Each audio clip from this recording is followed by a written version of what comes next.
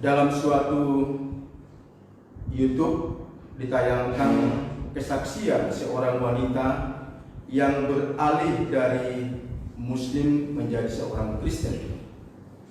Ia memaparkan bahwa awalnya dia sama sekali tidak tertarik dengan yang namanya Kristen. Bahkan asal mendengarkan Kristen ada kebencian dalam hatinya. Tetapi ada suatu pertanyaan yang selalu muncul dalam dirinya, yakni mengapa orang Kristen begitu cinta damai?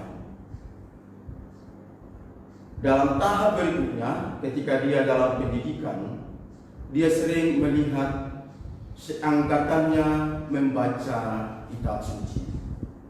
Ketika dia bertanya apa itu, temannya mengatakan ini adalah buku suci dalam Kristen sama dengan Al-Quran dalam agama Muslim. Terdorong rasa ingin tahu, ia meminta dan membacanya. Saat membaca kitab suci, ada sesuatu yang ia rasakan, yakni kedamaian dan keteduhan.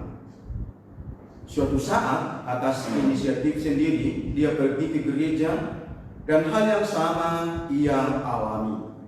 Dan akhirnya dia mengerti mengapa orang Kristen cinta damai, mudah mengampuni dan mengasihi, karena Yesus yang mengajarkannya dalam kitab suci. Dan dia berkata, semakin jauh saya membaca firman Tuhan, semakin dalam saya mengenal Yesus. Dan dalam akhir kesaksiannya dia mengatakan, saya butuh 3,5 tahun untuk mengenal kitab suci dan Yesus sampai kepada saya mengubah keyakinan saya. Dan sudah 3,5 tahun Filipus bersama dengan Yesus, tapi dia juga sama sekali belum mendengarkan Yesus secara mendalam. Saudara-saudari yang terkasih, Yesus berkata kepada Filipus, sudah sekian lama aku bersama kamu Filipus dan kamu belum mengenal aku. Berbicara tentang Filipus, saudara-saudari, kita perlu tahu karakter dari murid yang satu ini.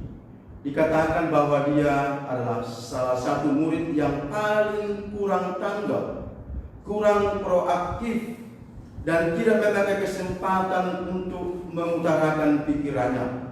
Bahkan dikatakan Filipus sering memakai pola pikirnya daripada pola dan cara berpikir Tuhan.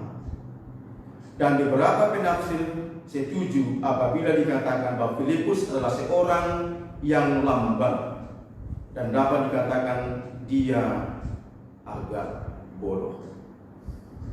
Filipus dikenal seorang murid yang tidak aktif dan tidak berusaha untuk mencari. Maka akhirnya rasa pengenalan antara murid yang lain dengan Filipus tentang Yesus sesungguh berbeda. Murid yang lain begitu aktif dan proaktif mendengarkan pengajaran Yesus. Rasa ketertarikan mereka kepada Yesus mendorong mereka untuk mencari Yesus. Sedangkan Filipus lebih pada diam, pasif, dan tidak ada keinginan dan tidak berminat.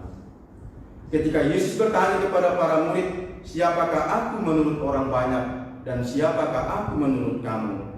Petrus berkata, engkaulah Mesias, anak Allah yang hidup. Sebuah jawaban yang sangat mendalam dari Petrus. Karena itu, kata penafsir, bukanlah hal yang mengejutkan perkataan Filipus dalam Injil pada hari ini, tunjukkanlah Bapa kepada kami, dan itu sudah cukup bagi kami. Jelas ini menunjukkan kurangnya pengertian.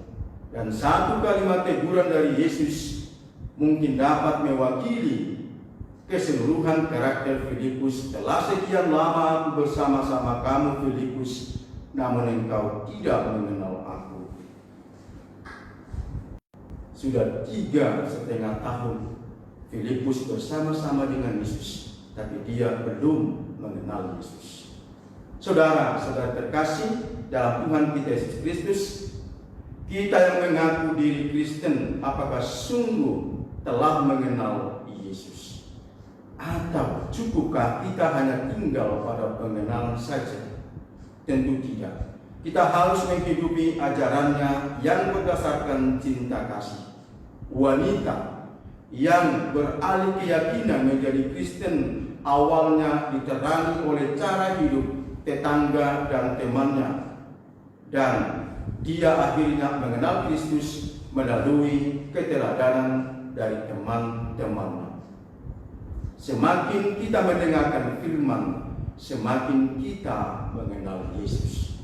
Semakin tahu firman berarti semakin terbuka dengan ajaran Yesus yang menjadi jaminan kehidupan yang kekal. Dan inilah pesan dan ajakan dari bacaan pertama. Kedua, mengenal Yesus berarti mengenal Bapa. Ada dua cara untuk mengenal Yesus. Yang pertama, dari apa yang dia katakan, pengajaran, dan dari apa yang dia lakukan, termasuk mujizatnya. Mengenal Yesus, mengenal Bapa, karena apa yang dia katakan dan lakukan semua bersumber dari Bapa. Apa yang aku lakukan kepadamu tidak aku katakan dari diriku sendiri, tetapi Bapa yang tinggal di dalam aku, dialah yang melakukan pekerjaan-pekerjaannya. Ini menunjukkan, saudara-saudari, kesatuan yang sangat erat antara Yesus dengan Bapanya. Yohanes 10:30, aku dan Bapa adalah satu. Yang dimaksudkan di sini ialah kesatuan relasional yang membawa kepada kesatuan fungsional, yakni pekerjaan-pekerjaan yang dilakukan Yesus semuanya dilakukan dalam nama Bapa. Semoga